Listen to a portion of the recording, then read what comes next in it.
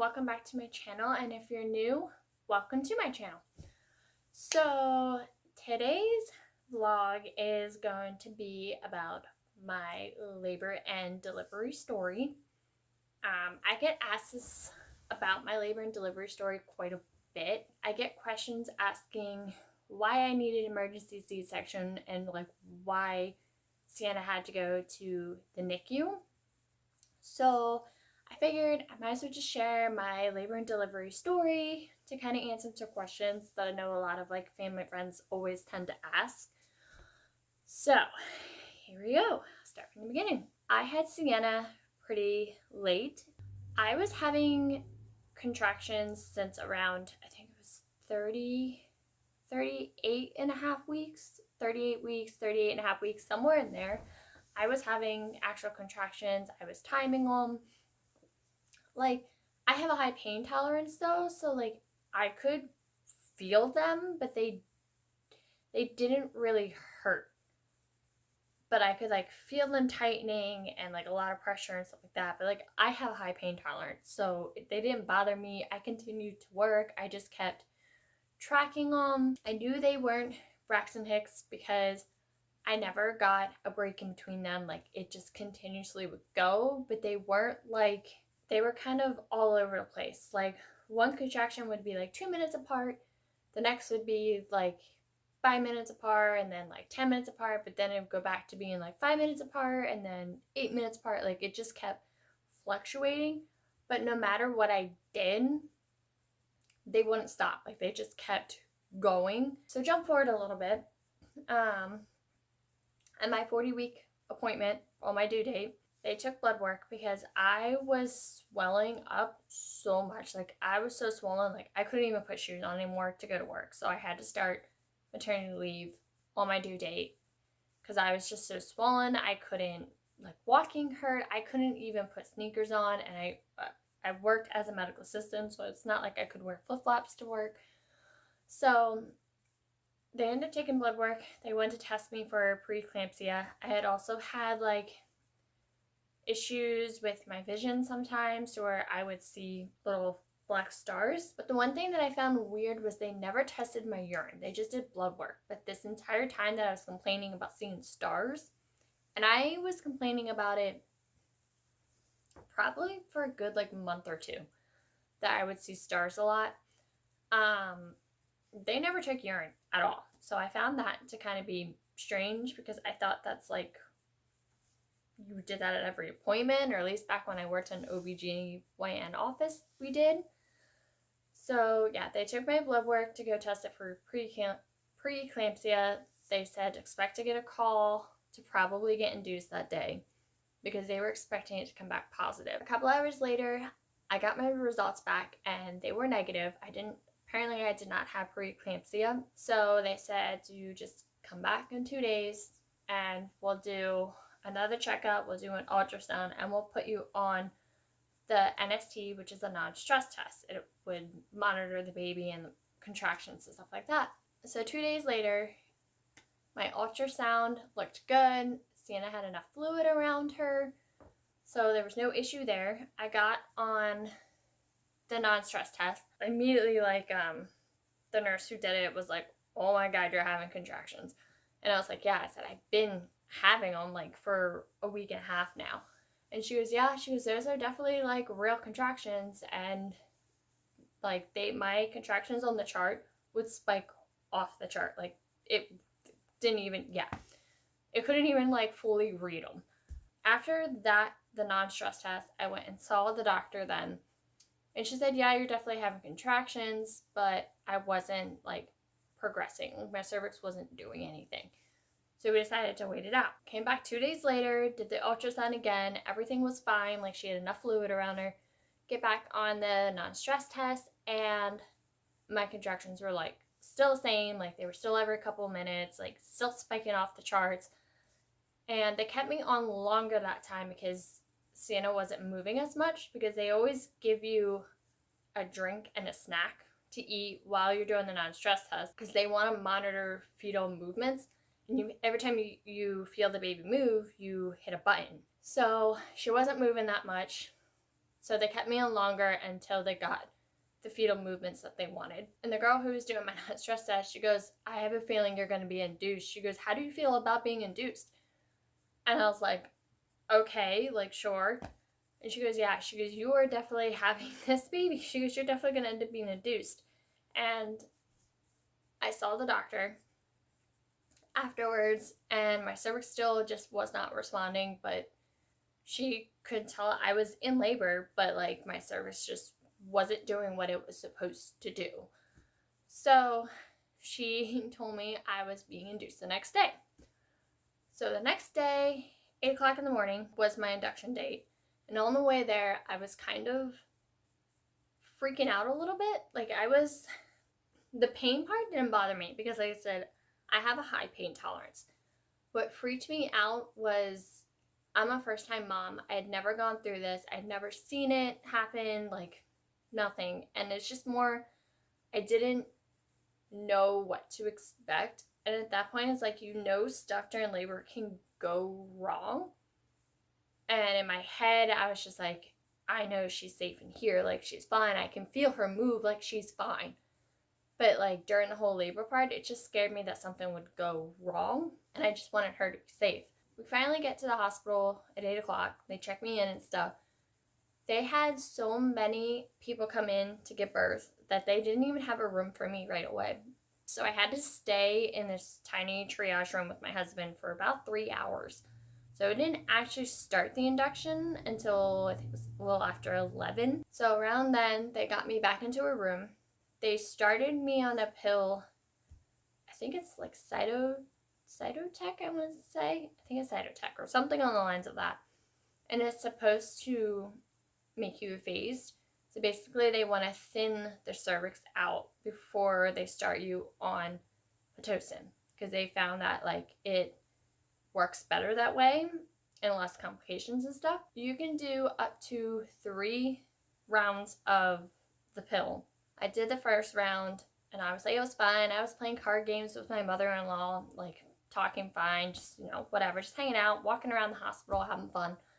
And I got the second pill, and it was working. Like, I was getting a phase and stuff like that. I ended up not being able to get the third dose because my contractions at that point were too close together that they couldn't give me another one. So then they wanted to do what they call a balloon catheter. This is pretty much where stuff kind of started going wrong, or at least what caused the issue that made me have to eventually have an emergency C-section. Around 8 o'clock at night, they inserted the balloon catheter, which the first time it wasn't inserted right, so that was actually painful. But what a balloon catheter is, and I'll try to show you the best that I can. So say like this is your cervix here. The balloon catheter is a little tube that they insert up through your cervix, and then they blow it up with saline water. So basically there'll be one ball here that blows up, and then there's another ball on top in your cervix, like by the baby's head, that blows up. So it's 2 balls, one underneath the cervix, one on top of the cervix, that blow up. And it's supposed to like help dilate your cervix more.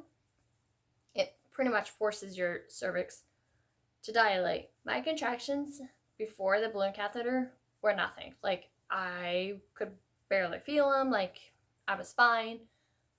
But the balloon catheter, like, just makes your contractions like so much worse. Like, I had such a hard time even peeing with it in. Like, it would take me 5 to 10 seconds before I could even void at all. Like, it was just painful. And they tell you that every time you use the bathroom, you're supposed to, like, myself, I am supposed to tug on it to see if I can pull it out. But they didn't tell me how hard I was actually supposed to tug on it. And, like, pulling this ball through your cervix did not, like, sound very comforting at all. Like, just, no. Like, should not even be allowed. Like, oh my god. So I apparently was just not tugging hard enough. So that was in all night long. They ended up finally giving me It was not an epidural. It was some kind of pain medication that was safe for her to let me sleep because the contractions with the balloon catheter were just bad. Like, it wasn't the contraction itself that was bad, but it's like with every contraction, I can just feel the pressure on the bulbs, and it just was not comfortable at all. Like, I would so much rather have contractions by themselves. So they gave me some of that. I fell asleep for a couple hours, and then 6 o'clock in the morning, they came in and they said, all right, well, we're going to check and see if we can pull it out. And I was like, okay. Like, I was scared at this point. Like, it just did not seem like it was going to be a very pleasant thing to happen. Like, it just, like I said, a bulb going through your cervix just does not sound very pleasant at all. So they said it was going to hurt, that they would really have to tug on it. And they did. They really tugged on it, and it did come out. But oh my God, it hurt so bad. And then after the balloon catheter was out, like after they pulled it out, my contractions went back to how they were before I had it in. So I like would barely feel them again, and I was fine. Like, I wasn't in pain anymore. And I got up, I got a shower. They allowed me to eat breakfast before we would start Pitocin, because at that point I was 4 or 5 centimeters and I was all the way phased. I ate breakfast, got a shower, brushed my teeth, all that. Started Pitocin. And honestly, like, for me, because of my high pain tolerance, I wasn't bothered by the contractions about it. Like, I could feel them. And like, I was sitting on a yoga ball. I'd lean over, as I'm having contractions, because that would just help with the pain. But it wasn't like it was bothering me at all. Like, I was fine. I was talking, like, laughing. Like, I was fine. The nurses would come in and say, like, they enjoyed coming in my room because I was so pleasant. I was like superwoman. Like, I was so calm through this whole process. And I was like, okay, like, I don't know how I'm supposed to be during labor, but okay. I wanted an epidural at some point because it wasn't so much for, like, the pain at all. Like, I was fine. It wasn't bothering me, but I just wanted, and I'm so glad that I did, but I just had that fear that if something went wrong, I wanted to already be numbed. So that way it took less time for them to do, like, to numb me up to get her out. Like, I'd already be numb, they could just get her out. Well, that ended up happening. So I'm really glad that I did end up going through with the epidural. But I hadn't planned on getting it at that point. And the nurse had told me, she goes, you're tolerating the contractions just fine. You might as well get it now because it'll be easier to get it. You'll be able to stay still easier. So it's just better to get it now. So I said, okay. So a couple minutes later, the anesthesiologist comes in, and he was phenomenal. It honestly didn't hurt that bad. It was like a bee sting. It only lasted a couple seconds. Like, he honestly was amazing. I had one contraction. As that contraction ended, bam, he was in and did it. And he was out before, like, I had my next contraction. Like, yeah, he was fast and he was amazing and he did it correctly. Like, everything was fine. After that, I pretty much slept a lot. I was just extremely tired and fatigued. Eventually, it was like a couple hours later, they checked me, and I think it was only at a 5 to a 6. Like, I really didn't progress much. And at that point, I was already maxed out on Pitocin. And my cervix was just not really responding. Like, I'd only made it to a 5 or 6. Like, since starting Pitocin, I only made it up 1 centimeter, and that was it. So they got permission from the doctor to go over the max limit of Pitocin. Yeah, so your maximum is like 26 on Pitocin, and I went over that on Pitocin. I don't remember the end number that they stopped me at, but yeah, so it ended up making me, like, really nauseous and sick, and I did end up throwing up. I think I threw up actually a couple times. A couple hours later, it was maybe 1 or 2 hours later, I was asleep when I felt my water break, which I was actually surprised I would feel it because I had an epidural and I was numb. I could still move my legs though. They just were like the tingly, numb feeling. I didn't have any pain, but I could still like move them around. Yeah, so I felt my water break and I woke up out of my sleep and I looked at my husband and I was like, I think my water broke. And he like looked down the sheets and she goes, yep, it's all wet. It did. I was like, okay. And I just kind of knocked out and like tried to go back to sleep. Like I was out of it. My husband ended up hitting the nurse button. They came in, they cleaned it all up or whatever. They did another cervical check and I was only at a 6. At this point though, I was like shivering really bad. Like I just felt cold no matter how many blankets they put on me. And I actually didn't know that I was running a fever, but I guess they did, and they had already like gave me antibiotics through my IV, and I had no clue. I didn't know any of this. So, I mean, they could have told me, and I just don't remember it, but like my husband doesn't remember it. Like, yeah. So, a few hours later, I could feel something wrong. It was, at this point, it was going on, I want to say 10 something at night, and I could feel something was not right. Something was wrong. I could actually feel this pain on my right side through my epidural. Like, I couldn't feel my contractions, but I could feel whatever was hurting like wrong through my epidural. I just started bawling because I was terrified. I thought it was my appendix, and like that scared the crap out of me because I just did not want to have appendicitis while I was in labor and giving birth.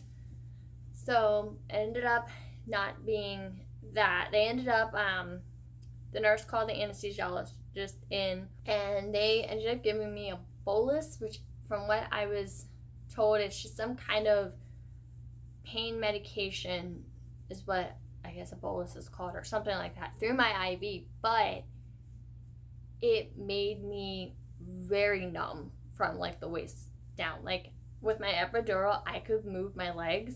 With this, I couldn't move my legs at all. Like couldn't feel them. I was trying to wiggle my toes. I couldn't do it.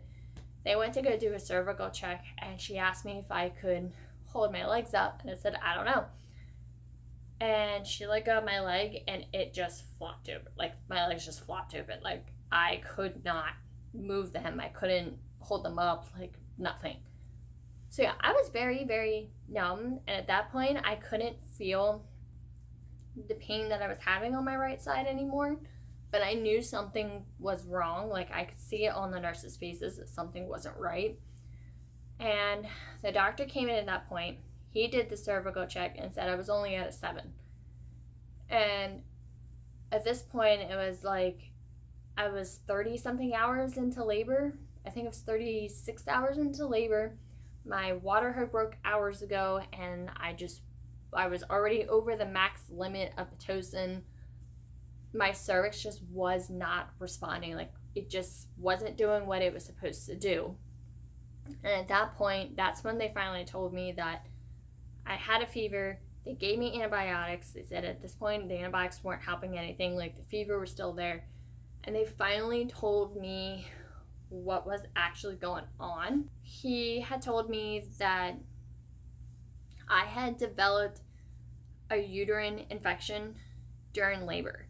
So basically, you know how they say when you have too many checks or whatever, you can get an infection from that. Like that is true, but for me it was the balloon catheter is what caused it, because balloon catheters can cause an infection. So I developed an infection inside my uterus. They had told me at that point they needed to get her out ASAP, because if not, like her and I both could die. Like it was fatal to the both of us. So I was freaked out at this point. I said, fine, do it, get her out. Like do what you need to do, just get her out. And they had told me that she would probably end up needing to go in the NICU because of it, because the infection probably transferred to her. I was trying to keep it together. I was also so out of it. I was tired. They like rushed me back into the OR real fast. They had my husband wait outside while they were numbing me up again. Like they really didn't have to do much numbing because I was already like super duper numb, but They got me ready, and there I remember them poking me with a needle and scalpels and asking if I could feel this, if I can feel that, and I was like, no, like I can feel you poking me, but I feel no pain, like I just feel like pressure and that's it. Yeah, so then they let my husband come back. He was in there during the whole thing. So I didn't even know that they actually started because they, I guess, try not to really tell you. The entire time, I mean, they have her out within 5 minutes. Like 5 minutes within starting, she's out. But the entire time during my C-section, I'm sitting here like my arms are strapped like this. I'm like dozing off, nodding. Like they're like, "Oh, you really are tired." I was like, yeah, like just trying to stay awake because it was like almost 11:30 at night at this point. I've been in labor for like 36 hours. I was so drained and tired. I remember hearing her cry. They got her out and they took her over to get cleaned off and all that. Like at this point, I hadn't even seen her yet. I didn't get to see her for the first couple minutes. And that honestly is like the hardest part for me, is that I didn't get that instant like bond right away that like your baby comes out of you like the vaginal wise and they lay her right on your chest. Like I didn't have that. I didn't get that because it needed my emergency C-section. I mean, it's still probably to this day that bothers me a little bit, but not as much as what it did for the first like year. But my husband got to go over and see her while they were cleaning her up. He got to cut the cord and all that, and then they lifted her up while they were examining her so that I could see from like the distance. I could see her. And eventually they got her all cleaned up and stuff. They brought her over to me like and kind of laid her on my chest like sideways while they were putting me all back together and stuff like that. During the exam part, we were very lucky. I actually ended up needing an emergency C-section because they found out my daughter had hip dysplasia in her right hip. And that was due to her being breached for so long that when she finally flipped, she got like her leg stuck and she's like the rest of her hip didn't, or like her hip joint like didn't form correctly. So it was like her right hip was like kind of set up higher than the other. She had to wear an brace. She was in a brace for the first like 6-7 weeks of her life to help correct it super early. And they say they normally don't catch it that early to begin with. So even the nurses like didn't know how to put the brace on her. Like the orthopedic had to actually come to the hospital and show us how to do it. And it was actually really super simple and easy. The brace is actually up in my daughter's room in a little keepsake box, and she's currently napping. So they brought her over to me, they laid her on me. They wheeled me out into their recovery room after they were done with everything. The NICU team came out, they evaluated her, they checked her out. They said as of right now, like she was okay to stay with me and not go into the NICU, that they would just keep coming to check on her in case anything changed. You know, all my family got to come in and see her while I was in the recovery room.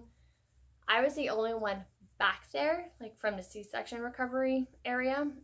So they just let all of my family come back at once. Otherwise, it's one at a time. I got back to my room. I was on antibiotics for 48 hours through an IV. So I had to actually stay in the hospital longer than normal. So everything was going great with me and Sienna. Like we were fine. We were doing awesome until 2 days later, we noticed her breathing was off.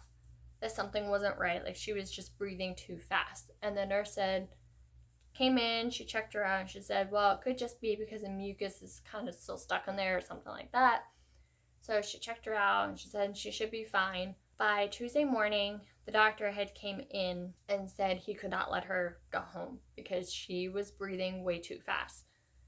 And he said it was time to send her to the NICU. He thought that the infection I developed during labor from like my placenta like had transferred to her, and that's what was causing her issues. So basically they thought that she had developed a blood infection. So she got sent to the NICU, and I wasn't allowed down there at first because they have to get her all settled in and hooked up to everything. And when I was finally able to go down, me and my husband went down, and she was hooked up to the machine in her NICU bed. Like she heart monitor on, she had a pulse ox on. They waited for us to get down there before they started the IV and stuff like that. And basically what they do is they're little pacifiers, which we call them nooks, but they dip them in some kind of sugar thing, while they're giving the IVs to kind of distract them a little bit. My daughter got an IV put in. That was not very easy to watch. She had it in her hand, but she didn't flinch. She slept through it all. No care in the world. Like, nope, wasn't bothered, didn't wake up, didn't cry, nothing. I was like, okay. But she cries at heel sticks and getting her temperature taken, but not an IV. Weird kid, I know. So she got an IV started. She was on, I think, 2 or 3 different antibiotics that they would switch out. So she was on that for 48 hours. They took her blood. They took the blood through the IV. They did one at 24 hours, and then they did another at 48 hours. And her 24-hour one came back negative. So they said that chances of her 48-hour one coming back positive was slim because the first one was negative. So at this point, they think that it was just mucus after all, because when the baby's coming out vaginally, all the mucus gets squeezed out as they're getting squeezed through that. When you have a C-section, that squeezing process doesn't happen. So they think it was just mucus that was caught in here that just wasn't coming out at first. But her breathing started improving, it was really good. Her 48-hour result came back and it was negative. So we were allowed to finally take her home. So she ended up not having an infection at all. It was just me who ended up developing it from all the cervical checks, from the balloon catheter. It was too much messing around down there that caused it. It was definitely an experience that I will never forget. In general, labor really wasn't all that bad for me, because of my high pain tolerance. It really didn't bother me that much. But yeah, the ending just kind of sucked in general, but I'm happy, like I said, I'm happy that I ended up needing the emergency C-section because it caught my daughter's hip dysplasia early, and we were able to get that started, taken care of, and treated. And I will probably go into another update about her hip dysplasia. It is a lot better than what it was. She didn't end up needing surgery for it. So otherwise, that is my labor and delivery story. I hope that answers a lot of questions. If you do have any more questions about it, please comment down below. I will gladly answer them for you. That's it for this video, and if you liked it, make sure you hit that like button down below, and also make sure you hit that subscribe button so you don't miss out on future videos, and hit the little notification bell so you don't miss the video. Otherwise, that was it, and I'll see you in the next video. Bye!